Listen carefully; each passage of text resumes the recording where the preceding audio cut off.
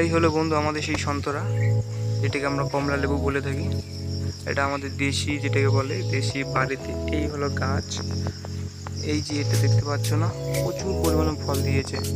এটা হলো কমলা লেবু গাছ, দেখতে পাচ্ছ, যেটা পাহাড়ি এলাকা হয়, কাশ্মীর, গ্যাংটক ওই সাইডে হয় এইসব জিনিস।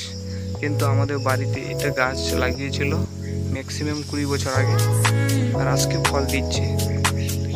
ম্যাক্সিমাম তোমার 15-20 বছর থেকে কোনো ফলই দিল না, এই নতুন এই বছর ফল দিয়েছে। তো এটা খেলে কি উপকারিতা আছে তোমাদের সেটা পরে দেখাচ্ছে।